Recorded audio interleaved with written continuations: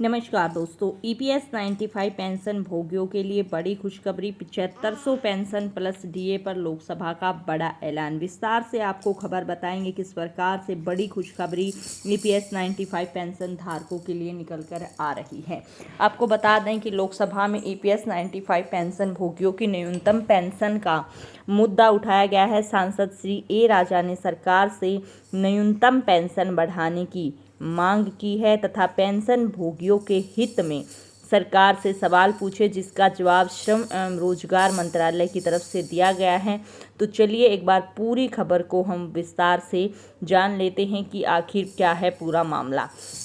आपको बता दें कि सांसद श्री ए राजा ने की पेंशन बढ़ाने की मांग लोकसभा सांसद श्री ए राजा ने सरकार से पूछा है कि क्या श्रम और रोजगार मंत्री यह बताने की कृपा करेंगे कि क्या सरकार को कर्मचारी भविष्य निधि ईपीएफ द्वारा न्यूनतम पेंशन में वृद्धि किए जाने के संबंध में मजदूरों संघों जनप्रतिनिधियों से मांगे प्राप्त हो रही हैं।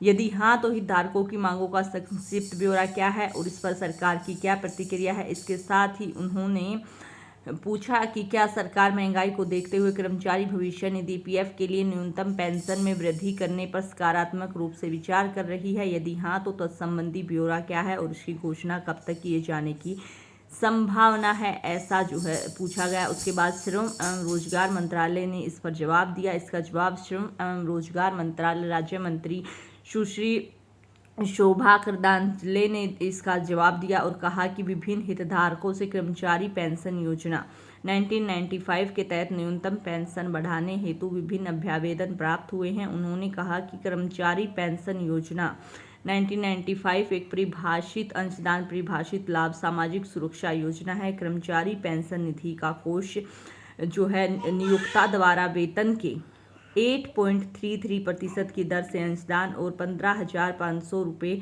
प्रति माह तक के वेतन के 1.16% की दर से केंद्र सरकार की बजटीय सहायता के माध्यम से बना है। योजना के तहत सभी लाभों का भुगतान इस प्रकार की संचित राशि से किया जाता है। ईपीएस 1995 के पैरा 32 के तहत यथा अधिदेशित और निधि के मूल्यांकन के अनुसार निधि का मूल्यांकन वार्षिक आधार पर किया जाता है।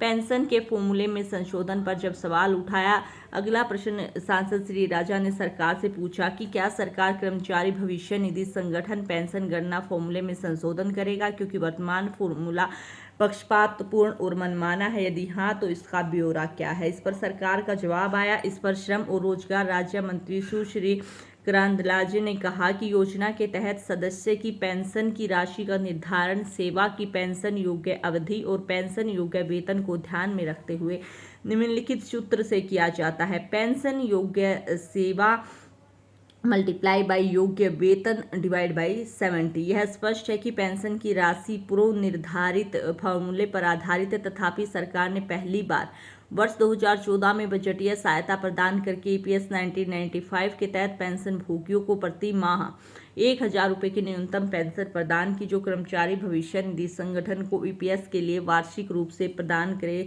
जाने वाले वेतन के 1.16% की बजटीय सहायता के अतिरिक्त थी। उसके बाद आपको बता दें 7500 पेंशन प्लस डीए पर जो है सवाल नहीं उठ पाता है, क्योंकि कार्यकाल जो समाप्त होता है, लेकिन अगली ही उसमें इस पर भी सवाल उठाया जाएगा।